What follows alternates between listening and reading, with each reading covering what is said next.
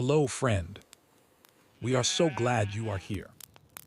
We do not know exactly what tonight looks like for you. We do not know if you are in bed with the lights off, or sitting in a chair because lying down makes the thoughts come faster, or on a couch because you did not quite make it to the bedroom, or somewhere else entirely. Somewhere you ended up because the night got heavy and you needed something to hold on to. But we know something about why you are here. You are anxious. Maybe it is one specific thing, a situation with a clear face and a name, a conversation you are dreading, a decision that feels too big, a relationship that is fraying, a diagnosis, a bill, a meeting, a loss that is still too fresh to have fully landed. Maybe it is something that has a name and you know exactly what it is and you would rather not think about it, except you cannot stop. Or maybe it is less specific than that. Maybe it is the kind of anxiety that does not attach itself to one particular thing. It just floats, free-ranging, latching onto whatever is available. The kind that wakes you up at 3 in the morning not because anything happened, but because your body decided it was time to be afraid, and your mind obligingly started producing material. The kind that has been your companion for so long that you sometimes forget what it felt like before it was there. Either way, you are here, and we are glad. What you are about to hear is the voice of the prophets, Isaiah and Jeremiah and Ezekiel, three of the great voices of the Hebrew Scriptures, three men who spoke into some of the darkest, most frightening seasons in the history of God's people. They spoke into exile, into siege, into the long years when the temples burned and the cities fell and the people were carried away into foreign lands and sat down beside foreign rivers and wept.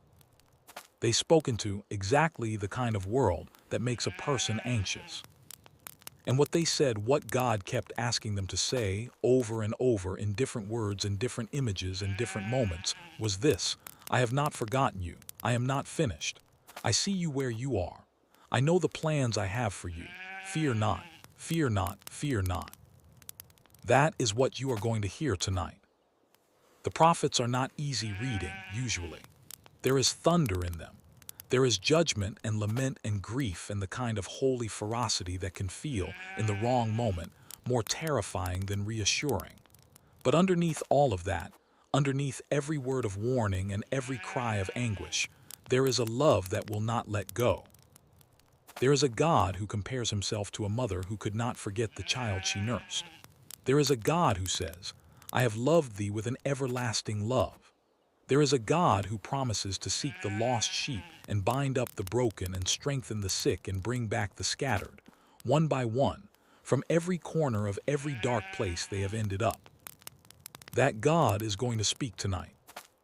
Not to nations, not to kings, not to the grand historical forces that the prophets were often addressing.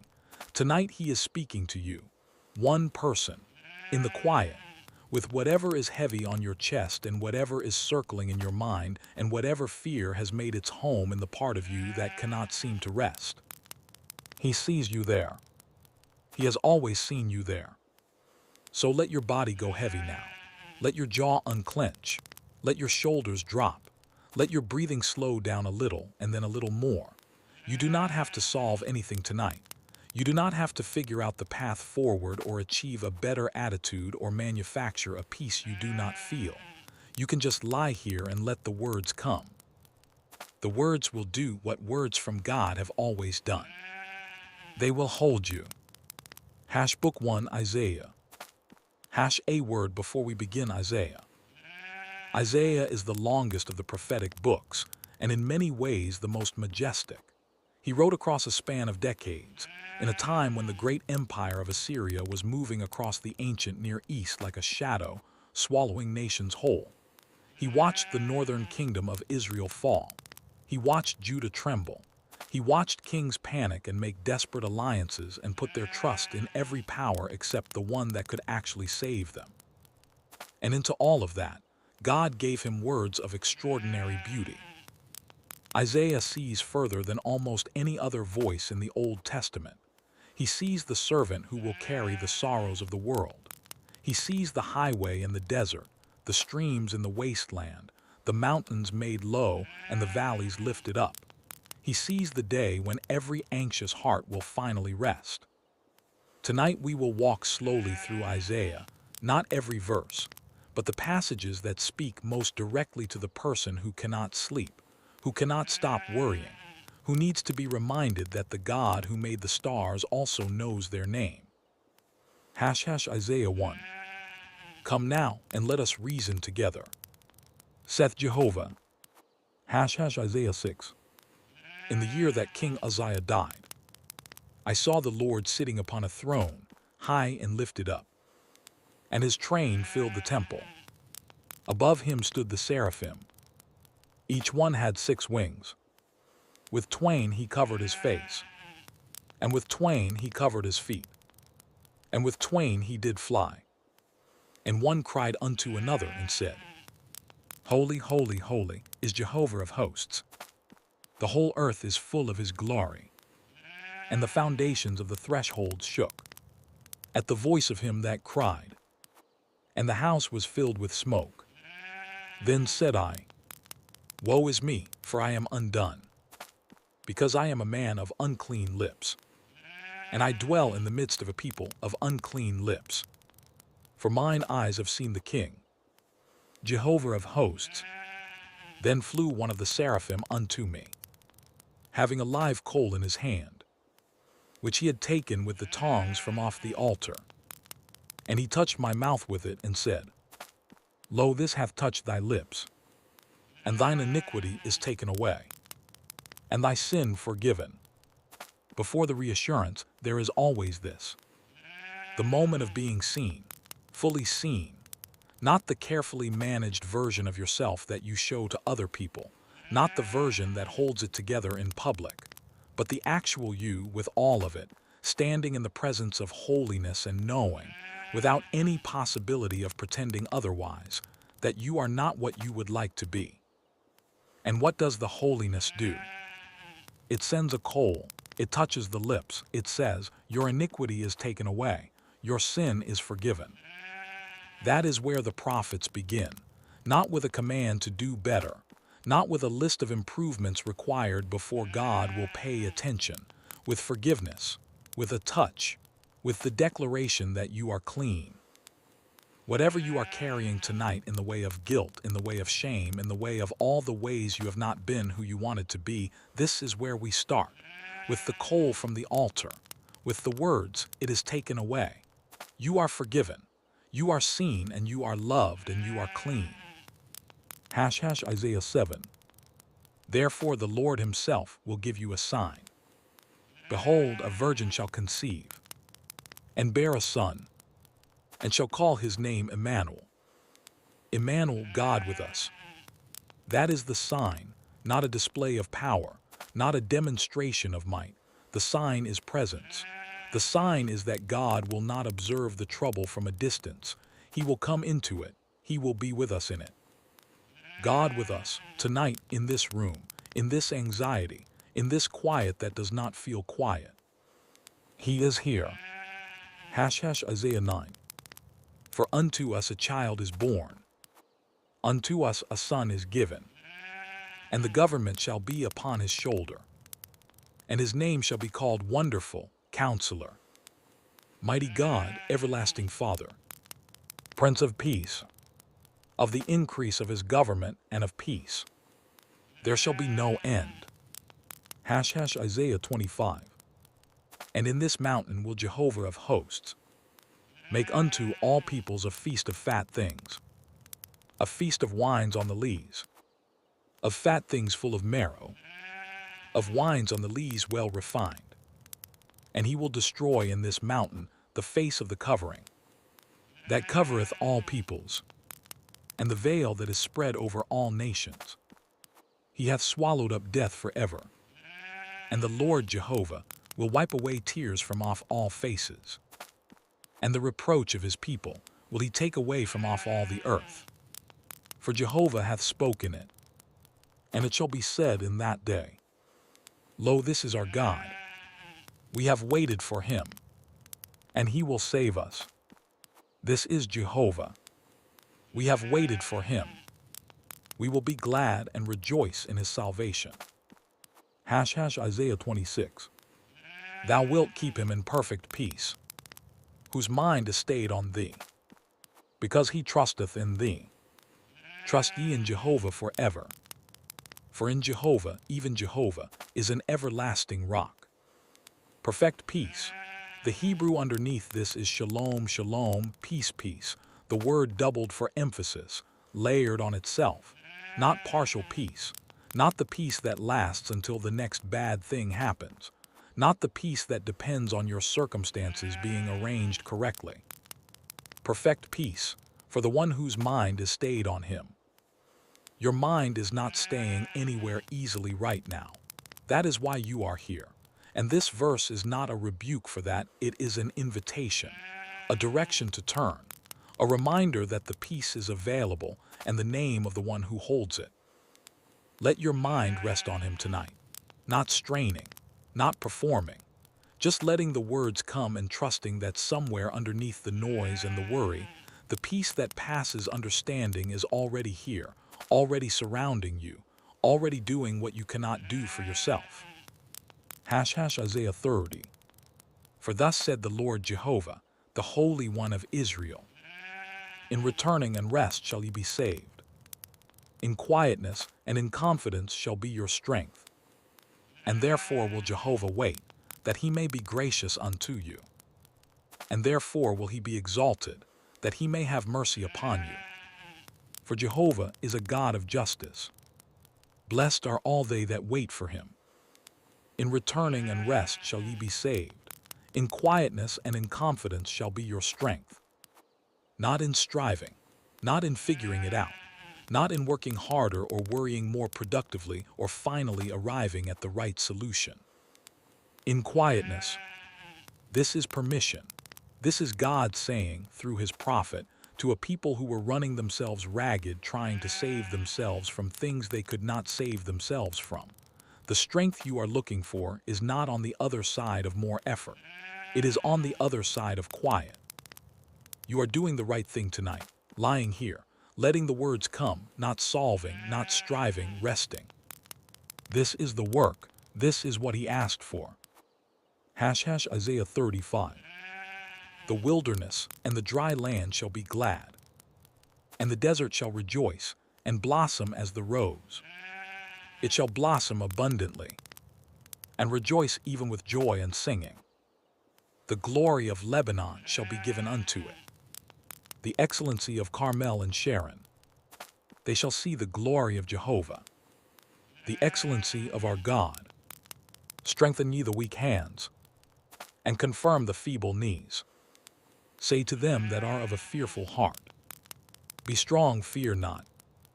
Behold, your God will come with vengeance, with the recompense of God. He will come and save you. Then the eyes of the blind shall be opened, and the ears of the deaf shall be unstopped. Then shall the lame man leap as a hart, and the tongue of the dumb shall sing. For in the wilderness shall waters break out, and streams in the desert. And a highway shall be there, and a way, and it shall be called the way of holiness. The unclean shall not pass over it, but it shall be for the redeemed. The wayfaring men, yea, fools, shall not err therein. And the ransomed of Jehovah shall return, and come with singing unto Zion. And everlasting joy shall be upon their heads. They shall obtain gladness and joy, and sorrow and sighing shall flee away. Sorrow and sighing shall flee away.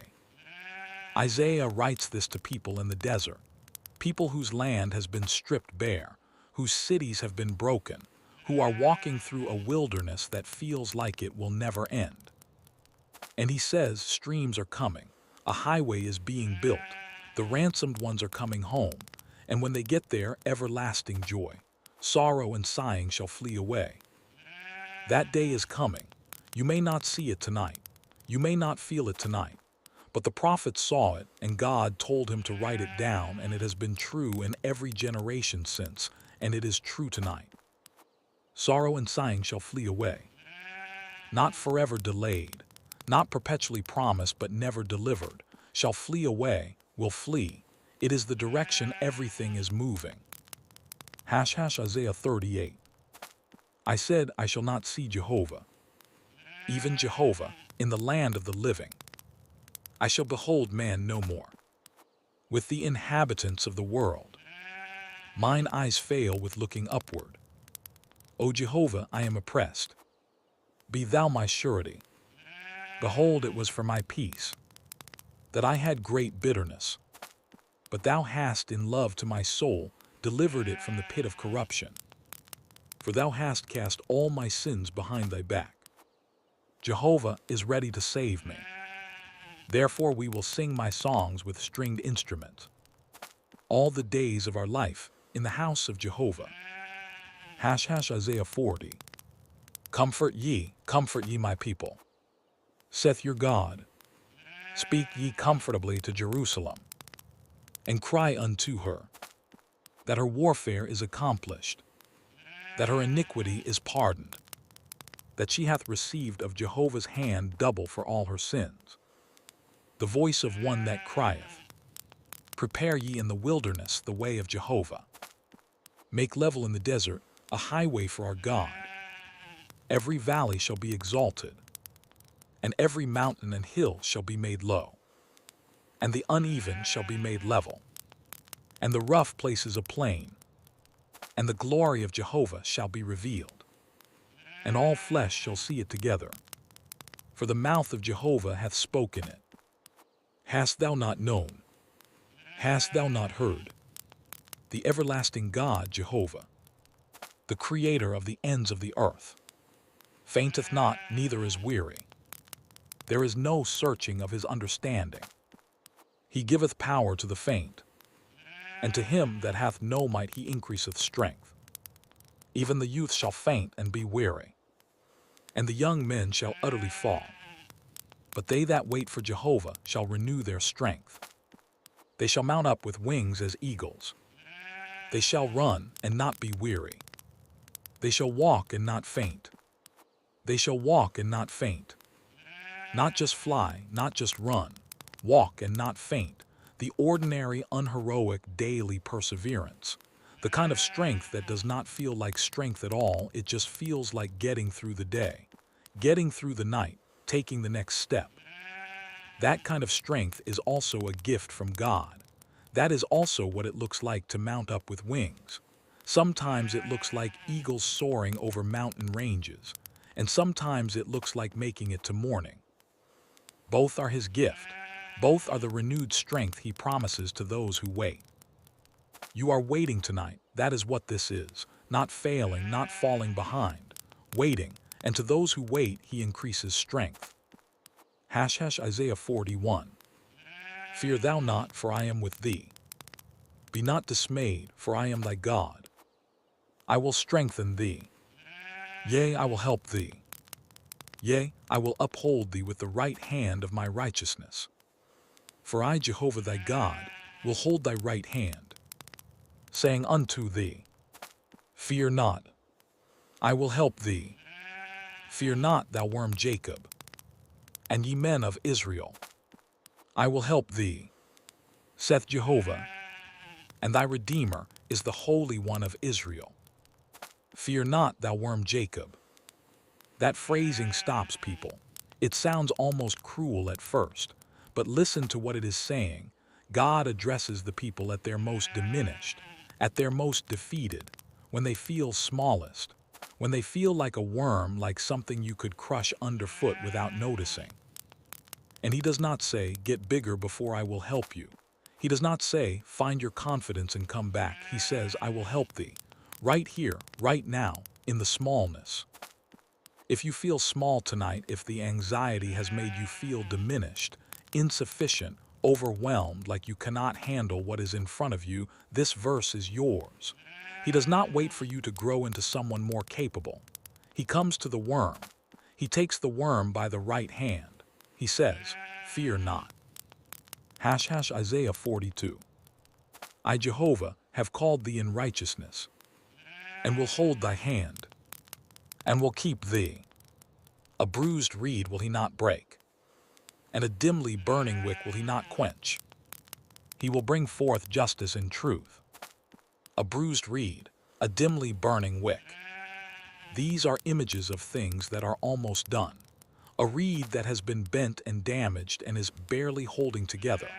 A candle flame that has been reduced to the last flicker, guttering, almost out. He will not break the bruised reed. He will not quench the dimly burning wick. If that is you tonight, if you feel like you are almost done, like there is not much left, like you are running on the very last reserves of something you do not have much of to begin with, this is the image God chose for you. Not the strong tree, not the blazing torch, the bruised reed, the barely there flame. He is careful with those. He does not snap them, he does not snuff them out, he tends them. He is tending you. Isaiah 43. But now thus saith Jehovah that created thee, O Jacob, and he that formed thee, O Israel. Fear not, for I have redeemed thee. I have called thee by thy name.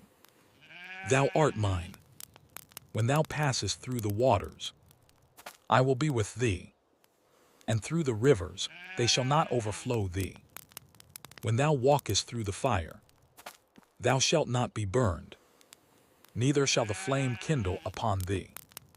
For I am Jehovah thy God, the Holy One of Israel, thy Savior. Thou art precious in my sight, and honorable, and I have loved thee. Fear not, for I am with thee. Thou art precious in my sight and honorable, and I have loved thee. Whatever tonight has told you about your worth, whatever the anxiety whispers, whatever the accumulated disappointment suggest, whatever you have concluded about yourself in the exhausted logic of the small hours, this is what God says. Precious, honorable, loved. Not earned, not conditional, not available only when you have gotten yourself together, just true, just what he says. The creator of the universe who made the stars and set the boundaries of the seas looks at you and says, precious, loved. Let that come over you tonight. Let it be the last thing your mind rests on before sleep takes you. Isaiah 44. Fear not, neither be afraid. Have I not declared unto thee of old, and showed it? And ye are my witnesses. Is there a God besides me? Yea, there is no rock. I know not any. Thus saith Jehovah, thy Redeemer, and he that formed thee from the womb. I am Jehovah that maketh all things, that stretcheth forth the heavens alone, that spreadeth abroad the earth. I have blotted out, as a thick cloud, thy transgressions, and as a cloud thy sins. Return unto me, for I have redeemed thee. Isaiah 45. I am Jehovah, and there is none else. Besides me there is no God. I will gird thee, though thou hast not known me, that they may know from the rising of the sun, and from the west, that there is none besides me. I am Jehovah, and there is none else. Woe unto him that striveth with his Maker. Verily thou art a God that hidest thyself, O God of Israel the Savior. Look unto me, and be ye saved, all the ends of the earth. For I am God, and there is none else. Look unto me, and be ye saved. Not figure it out and then look. Not sort yourself out first, just look. That is the whole instruction. That is the whole of what is being asked. In the middle of the hiding, in the middle of the night that makes God feel absent, and the anxiety that makes everything feel out of control, look. Turn the eyes of the heart, even a little, even clumsily, even with no confidence that it will work. Look unto me. He does the rest. Isaiah 46. Even to old age I am he, and even to hoar hairs will I carry you. I have made and I will bear. Yea, I will carry and will deliver. I will carry and will deliver. Not you carry yourself to me, and I will acknowledge you from here. I will carry. I have made you, and I will carry what I have made. You are not responsible for holding yourself together tonight. You are not responsible for generating enough faith or enough calm or enough anything. The one who made you is the one who carries. Let yourself be carried. Isaiah 48. Oh, that thou hadst hearkened to my commandments. Then had thy peace been as a river, and thy righteousness as the waves of the sea. Peace as a river. Not peace as a still pond that can be disturbed by a stone. Not peace as a controlled thing, carefully maintained, easily shattered.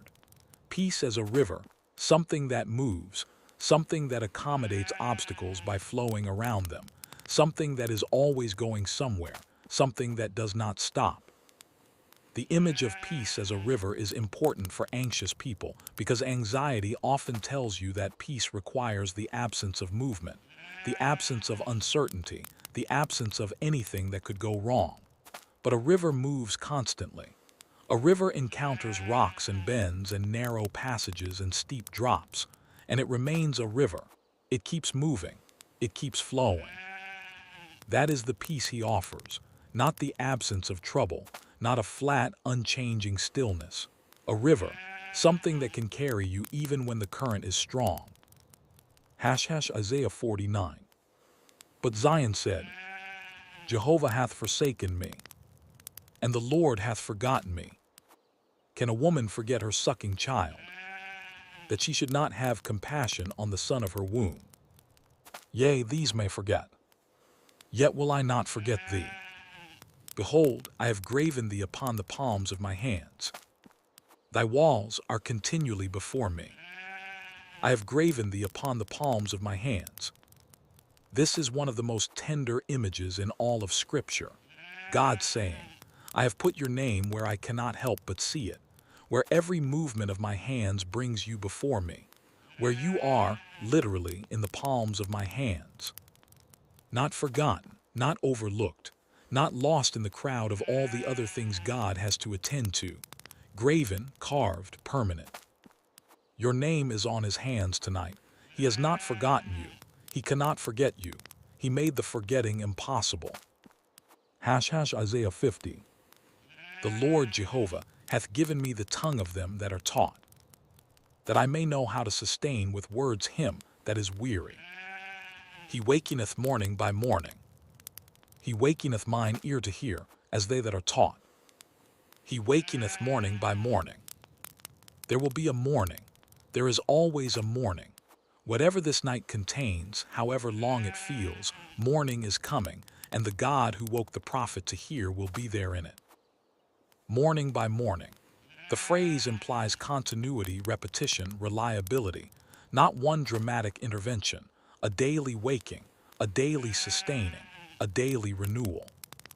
Tomorrow morning he will be there, and the morning after that, morning by morning.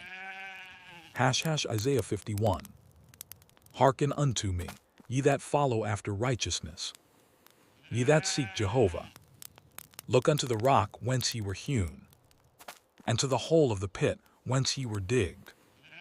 For Jehovah hath comforted Zion. He hath comforted all her waste places, and hath made her wilderness like Eden, and her desert like the garden of Jehovah. Joy and gladness shall be found therein, thanksgiving and the voice of melody. Hearken unto me, my people, and give ear unto me, O my nation. For a law shall go forth from me, and I will make my justice to rest for a light of the peoples. My righteousness is near. My salvation is gone forth. For Jehovah hath comforted his people, and will have compassion upon his afflicted. Awake, awake, put on strength, O arm of Jehovah. Awake as in the days of old, the generations of ancient times. Even I, am he that comforteth you. Who art thou, that thou art afraid of man that shall die, and of the Son of Man that shall be made as grass? And forgettest Jehovah thy Maker, that stretched forth the heavens, and laid the foundations of the earth. Who art thou that thou art afraid? This is not a harsh question. It is a reorienting one. Not, how dare you be afraid, but, Let me show you who you are and who I am, and in that light consider what you are afraid of. You are the one made by the one who stretched the heavens. You are the one whose name is graven on the palms of the one who laid the foundations of the earth. The thing you are afraid of, whatever it is made of grass. It will wither. It will pass. It does not have the last word. He has the last word. Isaiah 52. How beautiful upon the mountains are the feet of him that bringeth good tidings, that publisheth peace, that bringeth good tidings of good, that publisheth salvation, that saith unto Zion, thy God reigneth. Break forth into joy, sing together, ye waste places of Jerusalem. For Jehovah hath comforted his people. He hath redeemed Jerusalem. Isaiah 53. He was despised and rejected of men, a man of sorrows and acquainted with grief, and as one from whom men hide their face. He was despised, and we esteemed him not. Surely he hath borne our griefs, and carried our sorrows.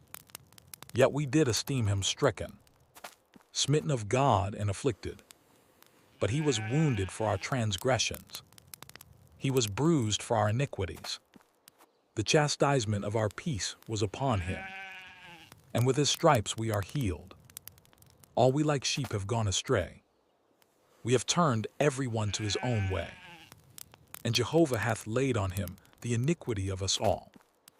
The chastisement of our peace was upon him. The peace that you need tonight, the peace that anxiety has stolen from you, the peace that should be yours, the deep settled wholeness that the Hebrew word shalom contains, was purchased. It cost something. It cost the one who bore it on himself. This is not peace cheaply given. It is not the peace of a God who waves a hand and says, "Don't worry about it." It is the peace of one who took the worry into himself, who bore the grief, who carried the sorrow, who was acquainted with all of it so that the acquaintance would not have to be yours alone. He knows anxiety from the inside. He knows what it is to sweat in a garden, to face what is coming and feel the full weight of it.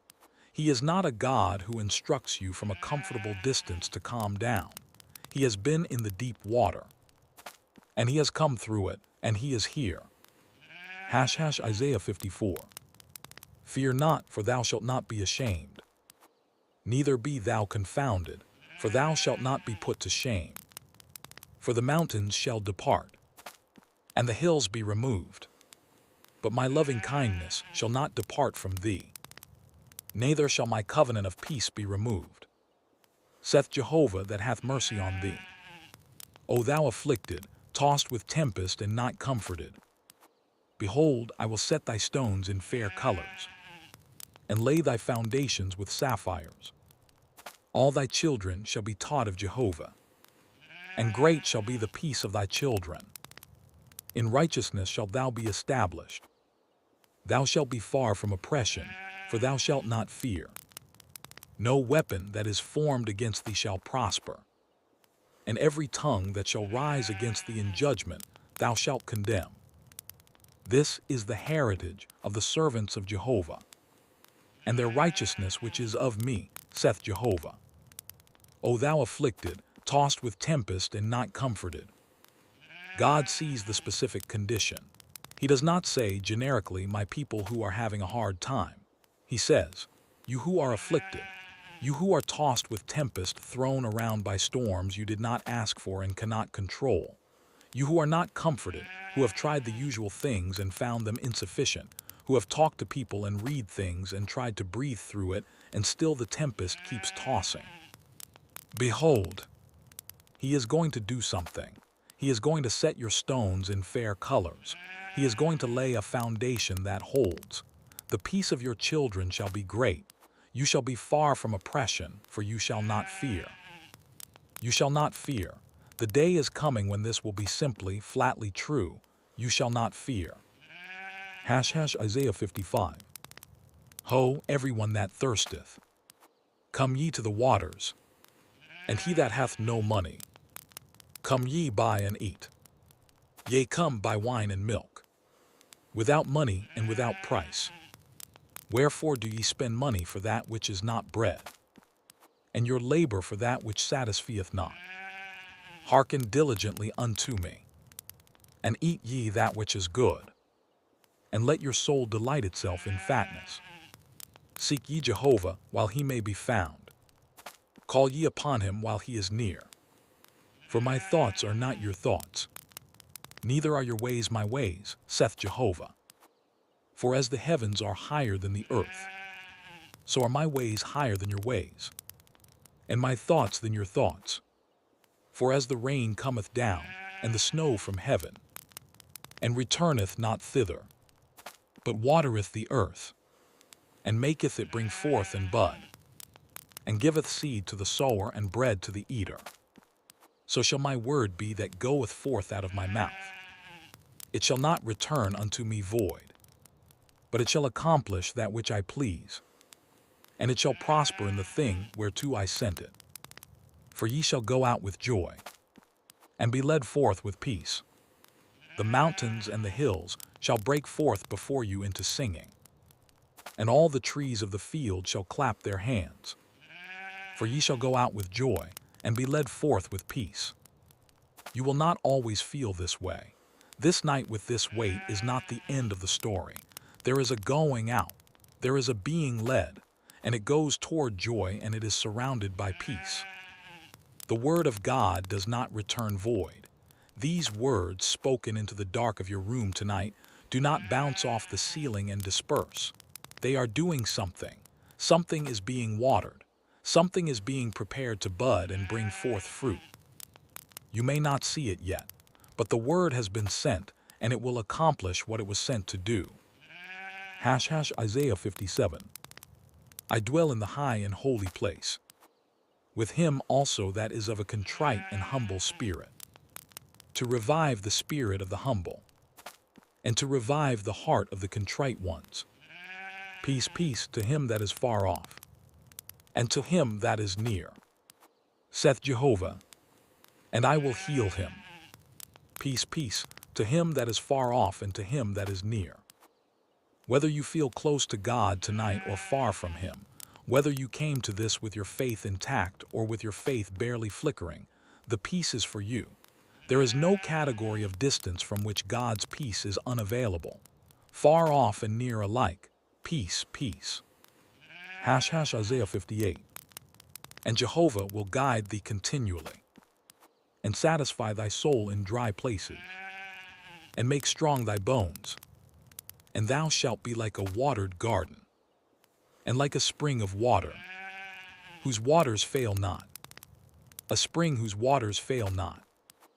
This is what God offers in the dry places, not just temporary refreshment, not just enough to get you through this particular crisis, but a spring, something continuous, something that does not fail. The anxiety tells you that you are running out, that the reserves are depleted, that there is not enough left to make it through whatever is coming. He says, you shall be like a spring whose waters fail not. The source is not in you, it is in him, and that source does not run dry. Isaiah 60. Arise, shine, for thy light is come, and the glory of Jehovah is risen upon thee. For behold, darkness shall cover the earth, and gross darkness the peoples. But Jehovah will arise upon thee, and his glory shall be seen upon thee. Isaiah 61. The Spirit of the Lord Jehovah is upon me, because Jehovah hath anointed me to preach good tidings unto the meek. He hath sent me to bind up the brokenhearted, to proclaim liberty to the captives, and the opening of the prison to them that are bound, to proclaim the year of Jehovah's favor, and the day of vengeance of our God, to comfort all that mourn, to appoint unto them that mourn in Zion, to give unto them a garland for ashes, the oil of joy for mourning, the garment of praise for the spirit of heaviness, that they might be called trees of righteousness, the planting of Jehovah, that he might be glorified, the spirit of heaviness, There is a phrase for what you are carrying. It has a name, the spirit of heaviness, and there is something appointed for it, the garment of praise. Not demanded, appointed, set aside, prepared and waiting. When the time comes, it is there a garment of praise for the spirit of heaviness, one for the other, an exchange. You do not have to manufacture praise tonight out of nothing. You just have to know that the exchange is available, that the heaviness is not the final garment, that there is something else prepared, waiting, appointed for you. Isaiah 62. For Zion's sake will I not hold my peace, and for Jerusalem's sake I will not rest, until her righteousness go forth as brightness, and her salvation as a lamp that burneth. And thou shalt be called by a new name, which the mouth of Jehovah shall name. Thou shalt also be a crown of beauty in the hand of Jehovah, and a royal diadem in the hand of thy God. Thou shalt no more be termed forsaken, neither shall thy land any more be termed desolate. But thou shalt be called, my delight is in her. Thou shalt no more be termed forsaken.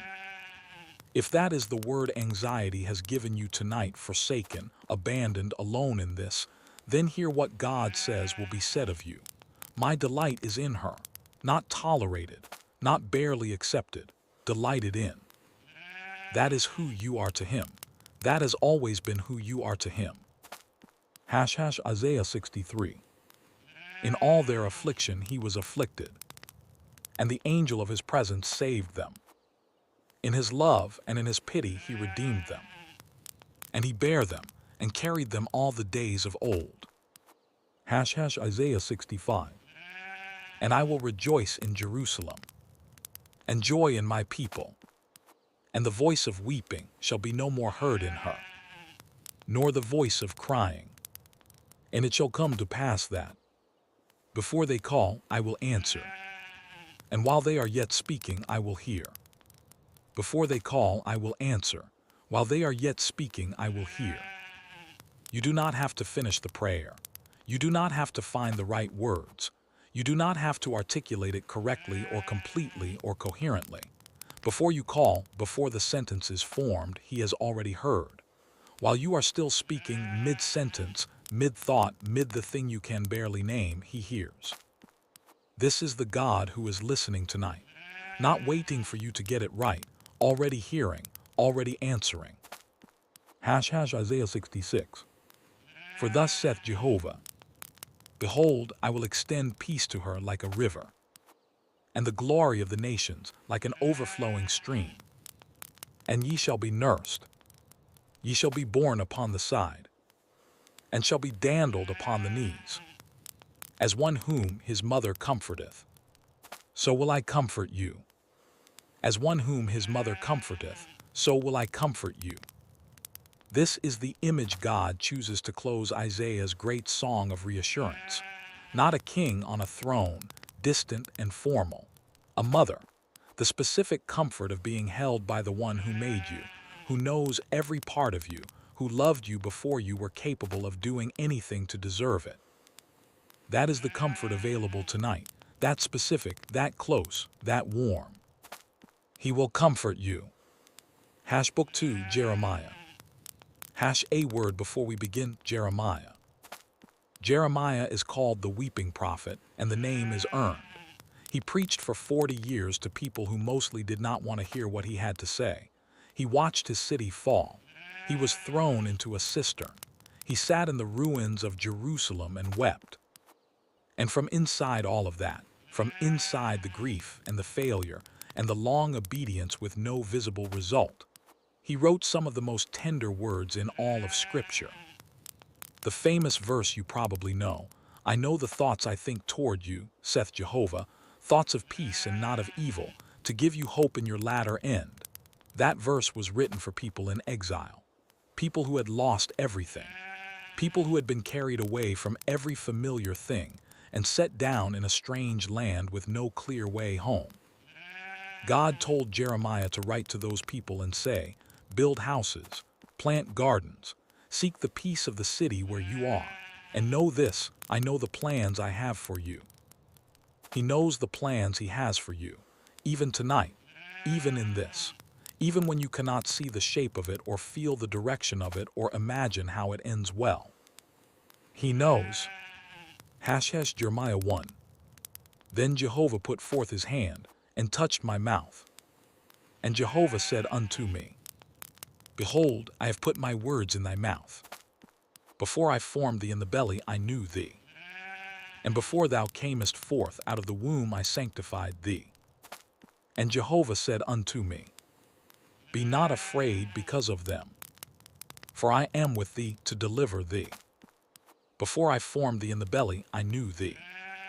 Before you were anything that could be measured or seen or known by any human being, before there was a you to speak of, God knew you. Before the first heartbeat, before the first cell divided, before your parents knew you were coming. You have never, not for a single moment, been unknown to God. You were known before you existed. That kind of knowing does not stop. It does not fade. It does not get distracted by other things. He knows you tonight. Every part of what you are carrying, every piece of the anxiety, every thread of the worry known. And he is still here, still present, still saying, Be not afraid. Jeremiah 14. O Jehovah, thou art in the midst of us, and we are called by thy name. Leave us not. Jeremiah 15. Is not Jehovah in the midst of us? Thy words were found, and I did eat them.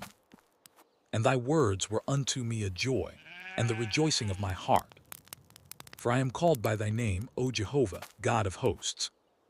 Jehovah said, Verily, I will strengthen thee for good. Verily, I will cause the enemy to make supplication unto thee. In the time of evil and in the time of affliction. Jeremiah 17. Blessed is the man that trusteth in Jehovah, and whose trust Jehovah is. For he shall be as a tree planted by the waters, that spreadeth out its roots by the river, and shall not fear when heat cometh, but its leaf shall be green, and shall not be careful in the year of drought, neither shall cease from yielding fruit, shall not fear when heat cometh.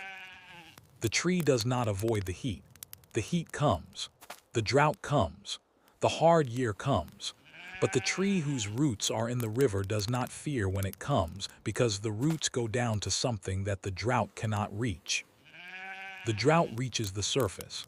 The surface may be parched and cracked and brown, but underneath, the roots are still in the water. Your roots are still in the water. Whatever the surface of this night looks like, however parched, however dried out, however far from flourishing, the roots go deeper than the drought. He is underneath. He is the water the roots reach. Jeremiah 20. But Jehovah is with me, as a mighty one and a terrible. Therefore my persecutors shall stumble, and they shall not prevail. Sing unto Jehovah. Praise ye Jehovah. For he hath delivered the soul of the needy from the hand of evildoers. Jeremiah 23. Am I a God at hand, saith Jehovah, and not a God afar off? Can any hide himself in secret places, so that I shall not see him? Saith Jehovah, do not I fill heaven and earth? Saith Jehovah, is not my word like fire? Saith Jehovah, and like a hammer that breaketh the rock in pieces. Jeremiah 24. I will set mine eyes upon them for good, and I will bring them again to this land. And I will build them and not pull them down. And I will plant them and not pluck them up. And I will give them a heart to know me, that I am Jehovah, and they shall be my people, and I will be their God, for they shall return unto me with their whole heart. Jeremiah 29. For I know the thoughts that I think toward you, saith Jehovah, thoughts of peace and not of evil, to give you hope in your latter end. And ye shall call upon me, and ye shall go and pray unto me, and I will hearken unto you. And ye shall seek me and find me, when ye shall search for me with all your heart. and I will be found of you, saith Jehovah. I know the thoughts that I think toward you. He does not say, I have a plan for you, but I am keeping it confidential. He says, I know the thoughts I think toward you. The thinking is happening. The plans are formed. They are thoughts of peace and not of evil. You do not know what tomorrow holds. You do not know how the thing you are afraid of will resolve. You cannot see from here to there, and the not seeing is part of what makes it frightening. But he sees, he knows. He has already thought toward you, and the thoughts are peaceful. That does not mean the road will be easy. Jeremiah was writing to people in exile, people who still had a long road ahead of them before they came home. But the thoughts behind the road were peaceful. The one who holds the road holds it with peace in mind. He holds your road tonight. Jeremiah 30. And I will restore health unto thee. And I will heal thee of thy wounds, saith Jehovah. Fear thou not, O Jacob my servant, saith Jehovah. Neither be dismayed, O Israel. For lo, I will save thee from afar, and thy seed from the land of their captivity. And Jacob shall return, and shall be quiet and at ease, and none shall make him afraid. For I am with thee, saith Jehovah, to save thee. Jacob shall return and shall be quiet and at ease, and none shall make him afraid. Quiet at ease, unafraid. This is what is coming. This is the direction the story is moving. However far you are right now from quiet, from ease, from the state of being unafraid, that is where the road leads. The exile ends. The captives return. The quiet comes. Jeremiah 31. Thus saith Jehovah, the people that were left of the sword found favor in the wilderness, even Israel, when I went to cause him to rest. Jehovah appeared of old unto me, saying, Yea, I have loved thee with an everlasting love. Therefore with loving kindness have I drawn thee. Refrain thy voice from weeping, and thine eyes from tears. For thy work shall be rewarded, saith Jehovah. Is Ephraim my dear son? Is he a darling child? For as often as I speak against him, I do earnestly remember him still. Therefore my heart yearneth for him. I will surely have mercy upon him, saith Jehovah. Behold, the days come, saith Jehovah, that I will make a new covenant with the house of Israel and with the house of Judah. But this is the covenant that I will make with the house of Israel after those days, saith Jehovah. I will put my law in their inward parts, and in their heart will I write it. And I will be their God, and they shall be my people. And they shall teach no more every man his neighbor, and every man his brother, saying, Know Jehovah, for they shall all know me, from the least of them unto the greatest of them, saith Jehovah. For I will forgive their iniquity, and their sin will I remember no more. I have loved thee with an everlasting love. Everlasting, not contingent on your performance, not renewed only when you remember to maintain it, not threatened by the nights when you cannot feel it. Everlasting, which means it was there before you knew it, and it will be there after every night like this one has passed, and it is there right now, in this room, in this dark, surrounding the very anxiety that makes it hard to feel. My heart yearneth for him. God yearning, God reaching, God saying, I think of him constantly, I remember him earnestly, my heart is toward him. His heart is toward you, right now in this. Jeremiah 32. Ah, Lord Jehovah, behold, thou hast made the heavens and the earth, by thy great power and by thine outstretched arm. There is nothing too hard for thee. I am Jehovah, the God of all flesh. Is there anything too hard for me? Is there anything too hard for me? Name it. The thing you are afraid of, the thing that feels impossible, the thing that has no visible solution, bring it to that question. Is it too hard for the one who made the heavens and the earth? Is it beyond the outstretched arm that has been reaching since before the beginning? There is nothing too hard for him. Nothing. # Jeremiah 33. Call unto me, and I will answer thee, and will show thee great things, and difficult which thou knowest not. Behold, I will bring it health and cure, and I will cure them, and I will reveal unto them abundance of peace and truth. And this city shall be to me for a name of joy, for a praise and for a glory, before all the nations of the earth, which shall hear all the good that I do unto them, and shall fear and tremble for all the good, and for all the peace that I procure unto it. Call unto me, and I will answer thee. Not formulate a doctrinally correct prayer, not make sure you are in a right enough spiritual state, just call. Even now, even here, even a wordless call, a turning, an acknowledgement, a barely formed reaching toward the one who is already here. Call and he will answer. # Jeremiah 38 and 39. Here we pause. Jeremiah, at the lowest point of his ministry, was thrown into a cistern, a muddy pit with no water, only mire. He sank in it. The king's officials had put him there because they were tired of what he was saying, and they wanted him to die slowly in the dark without anyone having to take formal responsibility for his death. And a man named Ebed-Melech, a court official, went to the king and said, "My lord the king, these men have done evil in all that they have done to Jeremiah the prophet, whom they have cast into the cistern, and he is like to die." And the king said, "Take 30 men and lift him up."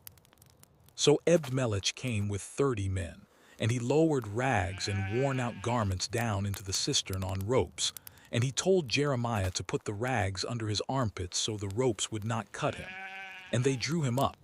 They pulled him out of the mire. There are two things in this story. One is that Jeremiah was in the cistern, the prophet, the man of God, the one who had been faithful for 40 years to a calling that had cost him everything. He was in the pit, sinking in the mire, and God did not miraculously levitate him out. The other is Ebed-Melech, who noticed and spoke up and brought 30 men and lowered rags so the ropes would not hurt the prophet's arms, who thought about the rags, who thought about the pain. God notices you in the pit. He sends the ones who will lower the ropes, and he thinks about the rags, about the details of how to lift you without causing more damage than necessary. He is that careful with you. # Jeremiah 42. If ye will still abide in this land, then will I build you and not pull you down, and I will plant you and not pluck you up. For I repent me of the evil that I have done unto you. Fear not because of the king of Babylon, of whom ye are afraid. Fear him not, saith Jehovah, for I am with you to save you, and to deliver you from his hand, and I will show mercies unto you. I am with you to save you, and to deliver you from his hand, and I will show mercies unto you. Whatever your particular Babylon is, whatever looms over you, whatever powerful thing has made itself an object of your fear, the word is the same. Fear not, I am with you. I will show mercies. The mercies are being shown. You may not see them all. You may not recognize them in the moment, but they are there, being shown, one after another, in the texture of a life held by the God who made it. # Jeremiah 50. In those days, and in that time, saith Jehovah, the iniquity of Israel shall be sought for, and there shall be none, and the sins of Judah, and they shall not be found. For I will pardon them whom I leave as a remnant. The sins shall not be found, for I will pardon them. Sought for and not found. That is what pardon does. It does not merely set the record aside, it makes the thing unsearchable, gone. Whatever you are carrying in the way of guilt tonight, whatever mistakes have come up in the small hours the way mistakes do, insisting on being rehearsed, hear this: sought for and not found, pardoned, gone. You can let it go. He has already made it unsearchable. Book 3, Ezekiel. A word before we begin Ezekiel. Ezekiel is the strangest of the three great prophets. He sees wheels within wheels and living creatures full of eyes, and the glory of God departing from the temple and bones rising in a valley. He is vivid and strange and sometimes disturbing, and there are whole sections of his book that are not suitable for a sleep reading. But underneath the strangeness, underneath the visions and the symbolic acts and the long oracles against the nations, there is a God who says, I will seek my sheep. I will find what was lost. I will bind up what was broken. I will bring back the scattered ones. I will give you a new heart. That is what we are going to hear tonight. The God of Ezekiel is the God who goes looking, the God who cannot bear the state of his people scattered and unshepherded, the God who says with a kind of holy urgency, they are my sheep, and I will shepherd them myself. Ezekiel 11. And I will give them one heart, and I will put a new spirit within you, and I will take the stony heart out of their flesh, and will give them a heart of flesh, that they may walk in my statutes, and keep mine ordinances and do them. And they shall be my people, and I will be their God. A heart of flesh, not the heart that has been hardened by fear and disappointment and the long work of protecting itself, not the calcified, defended, closed-off heart that anxiety often produces, the one that has learned to brace for impact so many times it has forgotten how not to brace. A heart of flesh, soft, responsive, alive. This is what he promises to do, not to ask you to soften your own heart by trying harder, to take the stone out, to put the softness in, his work, not yours. Ezekiel 16.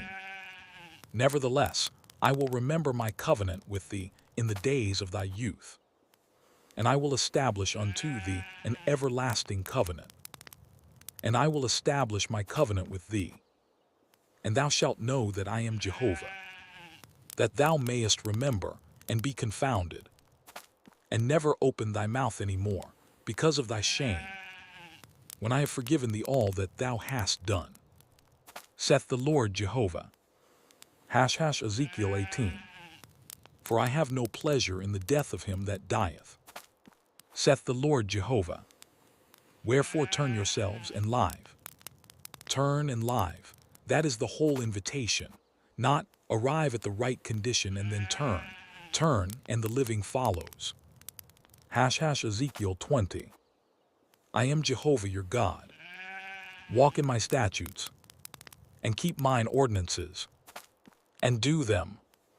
And I will be your God, and ye shall know that I am Jehovah, when I have dealt with you for my name's sake, not according to your evil ways, nor according to your corrupt doings, O ye house of Israel. Ezekiel 28. Thus saith the Lord Jehovah, Thou wast the anointing cherub that covereth, and I set thee, so that thou wast upon the holy mountain of God. Thou hast walked up and down in the midst of the stones of fire. Ezekiel 33. Say unto them, As I live, saith the Lord Jehovah, I have no pleasure in the death of the wicked, but that the wicked turn from his way and live. Turn ye from your evil ways. For why will ye die, O house of Israel?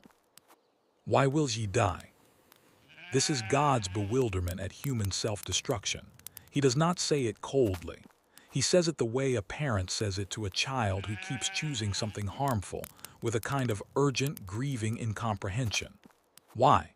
When life is available, when turning is all that is required. He is not keeping score tonight. He is not waiting for you to have accumulated enough good behavior to warrant his attention. He is asking, why stay in the place of death when I am offering life? Turn. Come. Live. Ezekiel 34. For thus saith the Lord Jehovah, Behold, I myself will search for my sheep, and will seek them out, as a shepherd seeketh out his flock, in the day that he is among his sheep that are scattered abroad. So will I seek out my sheep, and I will deliver them out of all places, whither they have been scattered, in the cloudy and dark day. And I will bring them out from the peoples, and gather them from the countries, and will bring them into their own land. And I will feed them upon the mountains of Israel, by the watercourses, and in all the inhabited places of the country.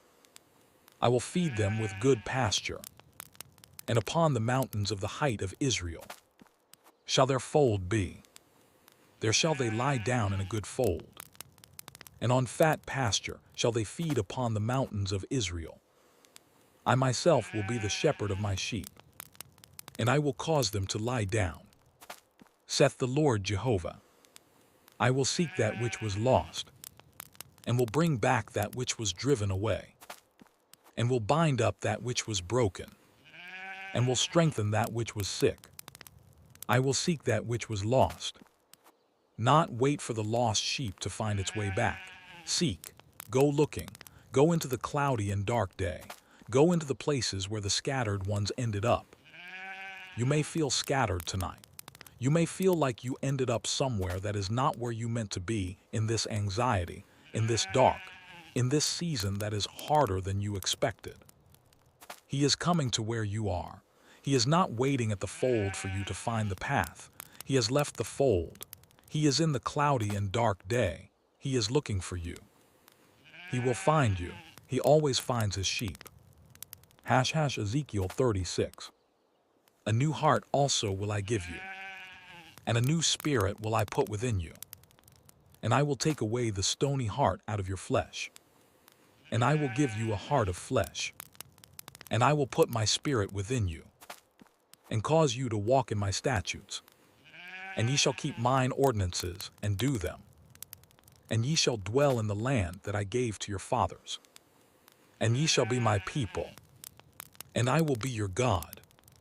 And I will save you from all your uncleannesses. I will put my spirit within you, not instruct you from outside, not leave you alone with the instructions and the will to follow them and the repeated failure and the shame. Put the spirit within, the resource on the inside. This is the promise that changes everything. Not try harder with what you already have. New heart, new spirit, the presence of God on the inside. You are not doing this alone. The spirit that raised Jesus from the dead is the same spirit that dwells in those who belong to him. That is not a small resource. That is resurrection power. It is available to you tonight. # Ezekiel 37. The hand of Jehovah was upon me, and he carried me out in the spirit of Jehovah, and set me down in the midst of the valley, and it was full of bones. And he said unto me, Son of man, can these bones live? And I answered, O Lord Jehovah, thou knowest. Again he said unto me, Prophesy over these bones, and say unto them, O ye dry bones, hear the word of Jehovah. Thus saith the Lord Jehovah unto these bones, Behold, I will cause breath to enter into you, and ye shall live. And I will lay sinews upon you, and will bring up flesh upon you, and cover you with skin, and put breath in you, and ye shall live, and ye shall know that I am Jehovah. So I prophesied as I was commanded, and as I prophesied there was a noise, and behold, an earthquake, and the bones came together, bone to his bone. And I beheld, and lo, there were sinews upon them, and flesh came up, and skin covered them above, but there was no breath in them. Then said he unto me, Prophesy unto the wind, prophesy, son of man, and say to the wind, Thus saith the Lord Jehovah, Come from the four winds, O breath, and breathe upon these slain, that they may live. So I prophesied as he commanded me, and the breath came into them, and they lived, and stood up upon their feet, an exceeding great army. Then he said unto me, Son of man, these bones are the whole house of Israel. Behold, they say, Our bones are dried up, and our hope is lost. We are clean cut off. Therefore prophesy, and say unto them, Thus saith the Lord Jehovah, Behold, I will open your graves, and cause you to come up out of your graves, O my people, and I will bring you into the land of Israel. And ye shall know that I am Jehovah, when I have opened your graves, and caused you to come up out of your graves, O my people, and I will put my spirit in you, and ye shall live. Our bones are dried up, and our hope is lost. We are clean cut off. That is the description of the valley of dry bones. That is the self-diagnosis of the people in exile. We are done. We are finished. There is no coming back from this. And God takes Ezekiel into that valley. He shows him every bone. He does not look away from the dryness, the completeness of the death, the absolute extent of the devastation. And then he asks, can these bones live? Ezekiel wisely says, you know. And God says, prophesy, speak, tell the bones what is coming. And the bones come together, and the sinews form, and the skin covers, and the breath comes. This is the God of the impossible reconstitution. The God who looks at the most dried out, most hopeless, most finished seeming situation and says, watch. Whatever is dried up in you, whatever hope has been lost, whatever part of you feels clean cut off, this is the vision he gave for it. The bones come together. The breath comes. They stood upon their feet. Ezekiel 39. Now will I bring back the captivity of Jacob, and have mercy upon the whole house of Israel. And I will be jealous for my holy name. And they shall forget their shame, and all their trespasses, whereby they have trespassed against me, when they dwell safely in their land. And none maketh them afraid. None shall make them afraid.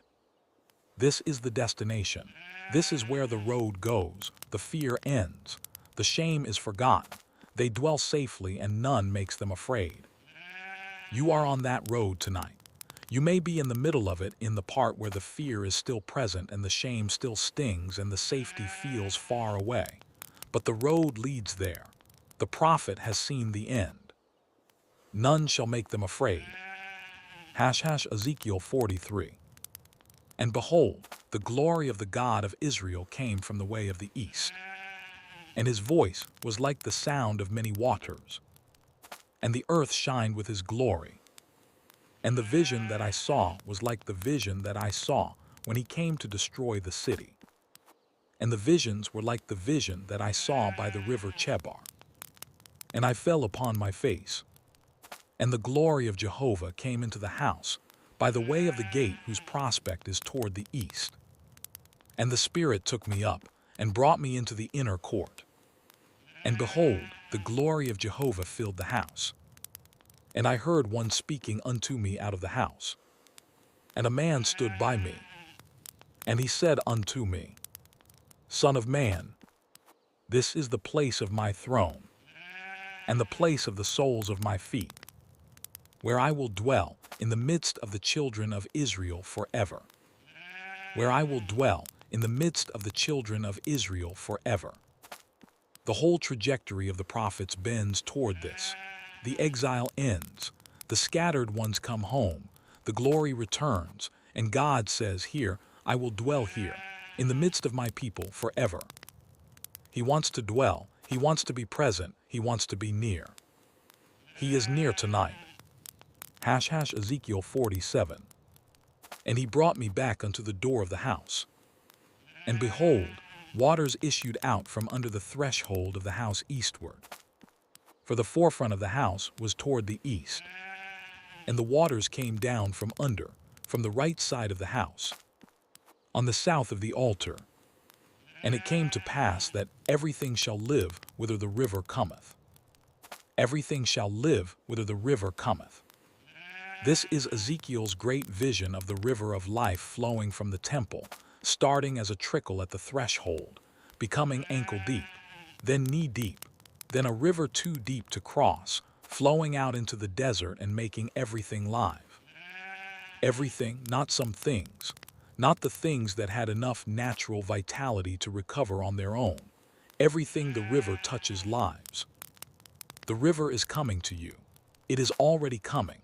Whatever in you feels dead, whatever has been dried up by anxiety and sleeplessness, and the long accumulated weight of hard things, the river is flowing toward it.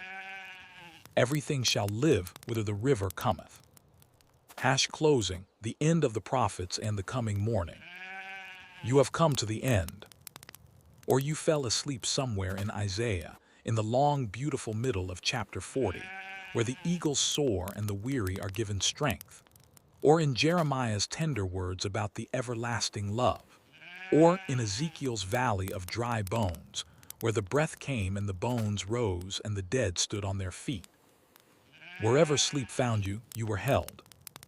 And if you are still here, if you have traveled all the way through all three of the great prophets and the night is still going, then we want to say something to you before we close. You have just heard for several hours one sustained argument from God. It takes many forms. It comes through three different voices in three different centuries addressing three different situations. But underneath all the variation, there is one thing being said over and over in image after image and promise after promise. I have not abandoned you. That is what the prophets were sent to say. Not primarily to warn, though there is warning. Not primarily to predict, though there is prediction. They were sent to a people who had concluded reasonably, given the evidence, given the burned cities and the exile and the long silence that God had left, that the relationship was over, that they were on their own. And God sent prophet after prophet to say, no, I have loved you with an everlasting love. I have graven you on the palms of my hands. Before you were formed in the womb I knew you. I will seek what is lost. I will bind up what is broken. I will give you a new heart. Everything shall live where the river comes. That is the message. That is what was being said tonight in all those hundreds of verses to you. You may have come to this night convinced, at some level, that you are on your own with whatever you are carrying, that God is far off, or inattentive, or that your particular situation is too small or too large or too complicated or too far gone to be the kind of thing he concerns himself with. Anxiety has a way of producing that conclusion. It has a way of making God feel abstract and distant, and the fear feel very immediate and real. The prophets came to say, the fear is real and so is he. He is more real than the fear. He is closer than the fear. He has been in this room all night in every verse, saying your name in a voice like the sound of many waters. He is still here. The morning is coming. It always comes. The watchman who waited through the darkest part of the night knows it is coming, knows it by the faintest lightning at the edge of the sky, knows it in the body before the eyes confirm it. Morning is coming, and he will be there in it. He is the God who said through Isaiah, I will be found of you. Through Jeremiah, before you call, I will answer. Through Ezekiel, I will put my spirit within you and you shall live. You shall live. Sleep now, dear friend. He is watching. He neither slumbers nor sleeps, the one who keeps you. He has your name on his hands. He knows every thought he thinks toward you, and they are thoughts of peace. Rest in that. Good night.